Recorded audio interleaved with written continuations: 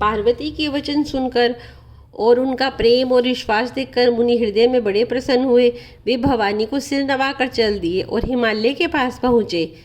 उन्होंने पर्वतराज हिमाचल को सब हाल सुनाया और कामदेव का भस्म होना सुनकर हिमाचल बहुत दुखी हुए।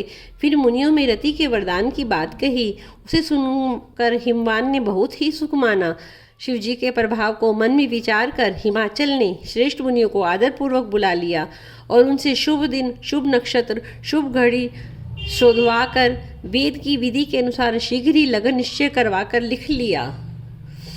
फिर हिमाचल ने वह लगन पत्रिका सप्तऋषियों को दे दी और चरण पकड़कर उनकी विनती की।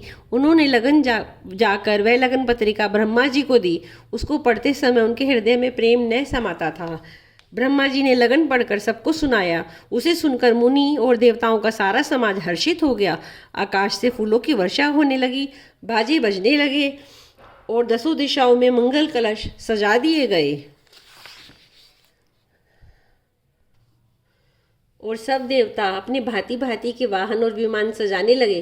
कल्याणप्रद मंगल शकुन होने लगे। अप्सराएं गाने लगी। शिवजी के गण शिवजी का श्रृंगार करने लगे। जटाओं का मुकुट बनाकर उस पर सांपों का मोर सजाया गया। शिवजी ने सांपों के ही कुंडल और कंकन पहने, शरीर पर विभूति रमाई, वस्त्र की जगह बागंबर लपेट लिया। शिवजी के सुंदर मुख पर चंद्रमा, सिर पर गंगा जी, 3 नेत्र, सांपों का जनेऊ, गले में विष और छाती पर नरमुंडों की माला थी। इस प्रकार उनका वेश अशुभ होने पर भी वे कल्याण के धाम और कृपालु है। एक हाथ में त्रिशूल, दूसरे में डमरू सुशोभित है। शिवजी बैल पर चढ़कर चले। बाजे बज रहे हैं। शिवजी को देखकर देवांगनाएं मुस्कुरा रही हैं और कहती हैं कि इस वर के योग्य दुल्हन संसार में नहीं मिलेगी। विष्णु, ब्रह्मा आदि देवताओं के समूह अपने अपने वाहनों सवारियों पर चढ़कर बारात में चले। देवताओं का समाज सब प्रकार से अनुपम परम सुंदर था, पर दूल्हे के योग्य बारात न थी। तब विष्णु भगवान ने अपने दिक्पालों को बुलाकर हंसकर ऐसा कहा, सब लोग अपने अपने दल समेत अलग अलग होकर चलो। हे भाई, हम लोगों की ये बारात वर के योग्य नहीं है। क्या पराई नगर में जाकर हंसी कराओगे? विष्णु भगवान की बात सुनकर देवता मुस्कुराए और वो अपनी सेना सहित अलग हो गए। महादेव जी यह देखकर मन ही मन मुस्कुराते हैं कि विष्णु भगवान के व्यंग्य वचन दिल लगी नहीं छूटते। अपने प्यारे विष्णु भगवान के इन अति प्रिय वचनों को सुनकर शिवजी ने भी भृंगी को भेजकर अपने सब गणों को बुलवा लिया। शिवजी की आज्ञा सुनते ही सब चले आए। उन्होंने स्वामी के चरण कमलों में सिर नवाया और तरह तरह की सवारियों और तरह तरह के वेशभूषा वाले अपने समाज को देखकर शिवजी हंसे। कोई बिना मुख का, किसी के बहुत से मुख है, कोई बिना हाथ पैर का है तो किसी के कई हाथ पैर है, किसी की बहुत आंखें हैं तो किसी की एक भी आंख नहीं है, कोई बहुत मोटा ताज़ा है तो कोई बहुत दुबला पतला है, तो कोई बहुत दुबला, कोई मोटा, कोई पवित्र, अपवित्र वेश धारण किए हुए है, भयंकर गहने पहने, हाथ में कपाल लिए है, सबके शरीरों में ताज़ा खून लपेटे हुए हैं। गधे, कुत्ते, सुअर, सियार कैसे उनके मुख हैं।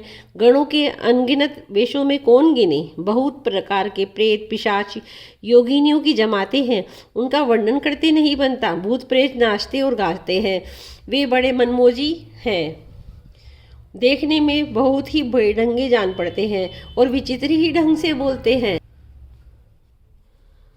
जैसा दूल्हा है अब वैसी ही बारात बन गई। मार्ग में चलते हुए भांति भांति के कौतुक तमाशे होते जाते हैं। इधर हिमाचल ने ऐसा विचित्र मंडप बनाया कि जिसका वर्णन नहीं हो सकता।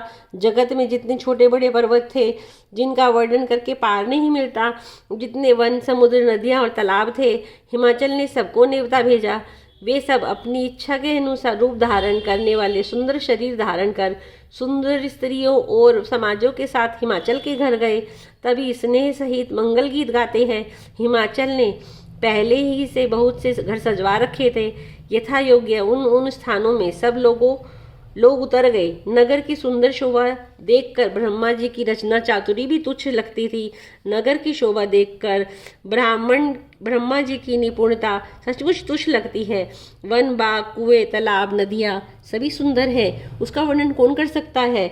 घर घर में बहुत से मंगल सूचक तोरण, ध्वजा, पताकाएं सुशोभित हो रही हैं। वहाँ के सुंदर और चतुर स्त्री पुरुषों की छवि देखकर मुनियों के भी मन मोहित हो जाते हैं। जिस नगर में स्वयं जगदम्बा ने अवतार लिया है, क्या उसका वर्णन हो सकता है? वहाँ रिद्धि सिद्धि संपत्ति और सुख नित्य नए बढ़ते जाते हैं। भक्तजनों, अगर आपको मेरा ये छोटा सा प्रयास अच्छा लग रहा हो, मैं इसमें आपको रामचरितमानस को सरल और सहज तरीके से हिंदी में सुनाने की कोशिश कर रही हूँ, क्योंकि आजकल पढ़ने का टाइम तो किसी के पास है नहीं। अगर आप सुनना चाहते हैं तो प्लीज़ मेरे को प्रोत्साहित करने के लिए आप मेरे चैनल को लाइक कीजिए, सब्सक्राइब कीजिए एंड शेयर कीजिए। जय श्री राम, जय हनुमान जी महाराज।